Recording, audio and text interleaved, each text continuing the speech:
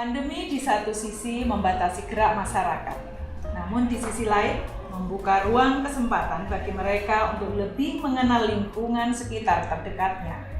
Potensi sumber daya alamnya, potensi SDM-nya, serta dinamika yang berkembang dalam lingkup kecil dusunnya. Kalimat itu disampaikan seniman perupa asal Selo Pamioro, Imogiri Bantul, Kuat, pada hari Kamis 13 Oktober sore saat mengantar karya untuk dipresentasikan di dinding belakang saya ini. Kuat, demikian kolega seniman memanggilnya.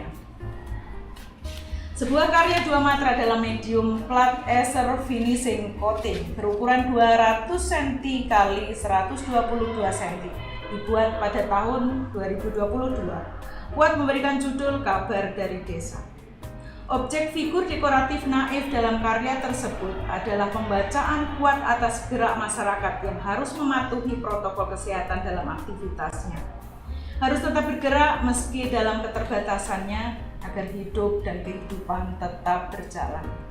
Pilihannya adalah kembali menjadikan lingkungan di sekitar terdekat sebagai sumber kehidupan. Saya tidak akan mengulas karya Kabar dari Desa lebih detail, karena ada banyak pesan dari aktivitas Kuat yang telah dan sedang dilakukan.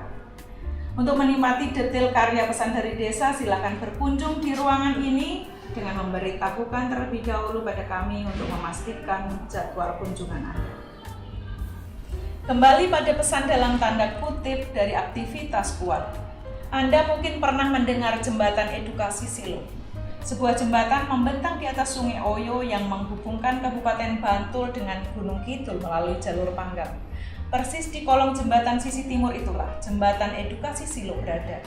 Lalu lalang kendaraan yang melintas di atas jembatan tidak mengurangi antusias puluhan anak-anak usia TK dan SD menggoreskan kuas di atas kertas setiap hari Minggu. Aktivitas itu telah berlangsung sejak tahun 2016 dengan keterlibatan aktif anggota Karang Taruna Desa Selo Pamioro sebagai relawannya. Kolong jembatan Silo menjadi ruang bagi anak-anak hingga orang tua untuk membuat kegiatan secara bergantian setiap hari Minggu. Dengan pendampingan dari berbagai pihak, ada banyak perubahan terjadi di sekitar kolong jembatan itu. Di jembatan edukasi Silo terdapat 3 program reguler mingguan. Kelas seni rupa untuk anak-anak pada hari Minggu, pekan kedua sisir sampah disusun terdekat jembatan Silo pada pekan ketiga, dan pelatihan memasak keterampilan bagi remaja dan ibu-ibu pada pekan keempat. Dalam perkembangannya dibuka juga kelas terampil, kelas tari, kelas desain, dan kelas senam untuk ibu dan remaja. Sebelum ada kegiatan JES, sungai menjadi tempat pembuangan sampah warga sehingga sekitar bangunan fondasi menjadi sangat kotor, kumuh, dan tentunya tidak sehat. Untuk sisir sampah serta pengelolaan sampah secara mandiri sudah bisa berjalan. Bahkan untuk sisir sampah terutama plastik bisa menghasilkan uang dari penjualan sampah plastik. Lumayan bisa untuk menambah operasional kegiatan JES. Begitu kata Kuat. Dari sisir sampah plastik dijual kepada pengepul sampah. Di awal masa perkuliahan di ISI Yogyakarta, sekira akhir 1990, Kuat bersama Bayu Widodo dan teman-teman kuliahnya beraktivitas membentuk Sanggar Capim. Persinggungan tersebut cukup mempengaruhi gaya berseni rupanya dengan kecenderungan drawing naif membaca realitas yang ada. Bayu Widodo sendiri akhirnya membentuk ruang kolektif Survive Garage dengan ciri khas drawing. Meski tidak menjadi anggota, Kuat masih sering berproses bersama Survive Garage. Kuat juga dikenal di kalangan pecinta mobil kuno VW dengan menghasilkan merchandise seputar otomotif dengan objek mobil VW vintage, mug, kaos, hiasan dinding berbahan kayu dan metal. Pernah hampir 5 tahunan saya berkecimpung hanya dengan merch VW, sampai-sampai teman-teman seniman pada ngomong, "Lah terus berkaryamu kapan?" Saya tetap berkarya. Tapi karena studio saya di desa kelahiran yang jauh dari kota, proses kreatif yang saya lakukan mungkin tidak banyak yang tahu. Saya tetap tinggal di desa agar bisa lebih dekat dengan warga dan permasalahannya. Begitu yang dijelaskan Kuat. Hingga awal tahun 2020 secara reguler dilakukan kegiatan mingguan di kolong jembatan Silo. Pada ruang terbuka berukuran 5 meter x 5 meter dibangun secara swadaya ruang baca dengan koleksi buku yang sebagian untuk anak-anak. Melihat kondisi tersebut, Nanan Soekarno, mantan Wakapolri, secara pribadi memberikan bantuan berupa pengerasan lantai dengan keramik sehingga memungkinkan anak-anak dan warga lainnya bisa berkegiatan mulai dari membaca, membuat pelatihan, workshop, keterampilan. Selain dirapikan, ruang kolong jembatan Silo dihiasi dengan lukisan serta tulisan-tulisan pesan bagi anak-anak maupun siapapun yang singgah. Ojo isin tumindak becik. Jangan malu untuk berbuat baik. Mari peduli lingkungan.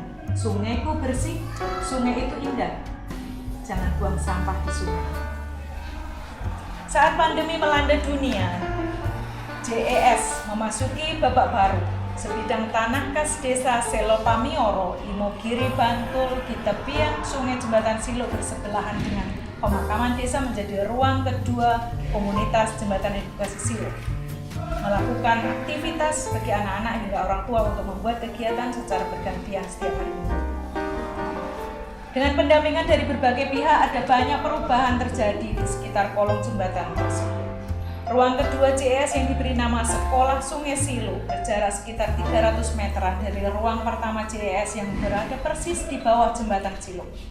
Ruang Sekolah Sungai Silo baru dioperasikan 2 bulan terakhir dengan pembangunan bertahap, mulai dari pendirian pendopo yang berfungsi sebagai ruang belajar bersama, serta kedai dengan konsep angkringan yang dikelola oleh anak-anak muda Karang Taruna Desa Selopamioro yang terlibat dalam aktivitas JS. Di tempat yang baru ini, sekolah dan kedai Sungai Silo relatif lebih aman bagi anak-anak untuk belajar bersama.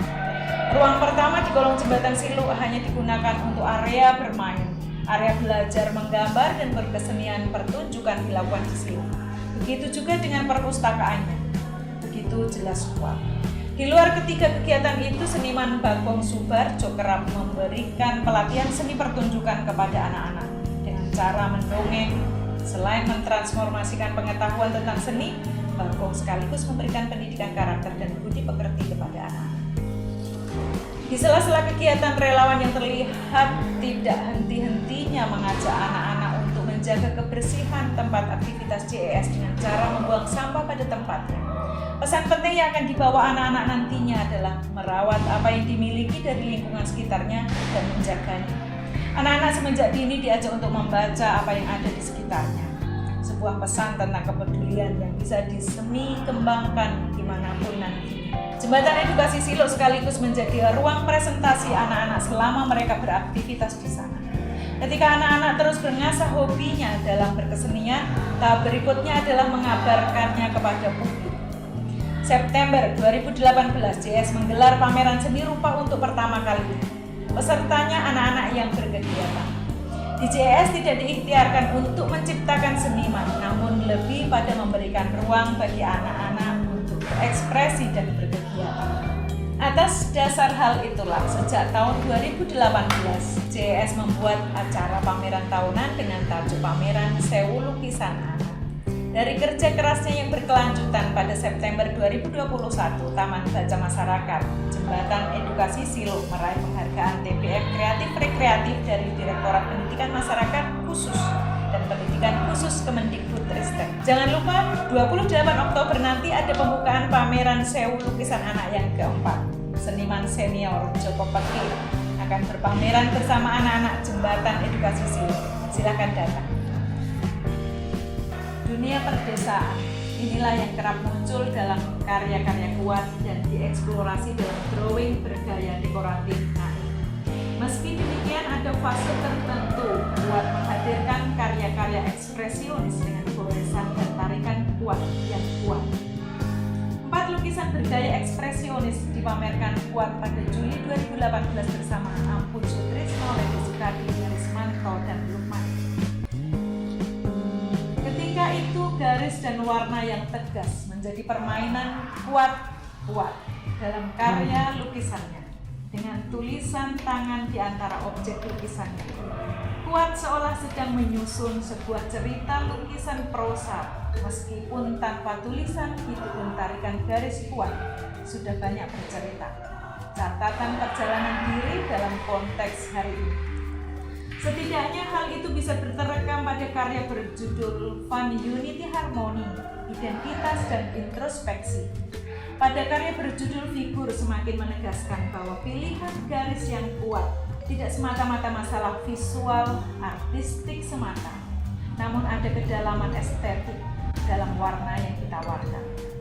Dunia pedesaan, anak-anak, serta tema kerakyatan, kuat nyaman dengan itu semua. Tidak sekedar menjadi isu dalam tema karyanya, itu mengalir alami, dipraktikkan langsung di masyarakat. Itulah salah satu kekuatan kuat. Di bawah kolong jembatan Silo, mereka berkegiatan menjaga bantaran sungai dengan membaca segala apa yang ada di sekitar. Sungai adalah salah satu urat nadi yang berperan besar dalam berbagai aktivitas manusia, mulai dari pemenuhan kebutuhan air untuk aktivitas manusia, pertanian, perdagangan, hingga hubungan antar bangsa. Sungai telah menopang kehidupan masyarakat yang hidup di sekitarnya. Dari kolong jembatan Silo, Jess menyampaikan sebuah pesan penting. Ayo membaca. Desa adalah romantisme akan sebuah kehidupan yang ideal. Lebih dari sekedar itu, sebetulnya desa adalah sebuah bahan referensi. Referensi dari bagaimana kehidupan masih berlangsung secara sederhana, masih seimbang ekologinya, masih rendah senjang ekonominya, masih lebih seimbang segala sesuatunya. Begitu kata MHM Najib. Desa mawa cara, negara mawa tata. Sungai adalah jembatan peradaban. Dari bantaran Silo, kuat memberikan kabar dari desa. Sampai jumpa lagi di pojok karya berikutnya. Terima kasih.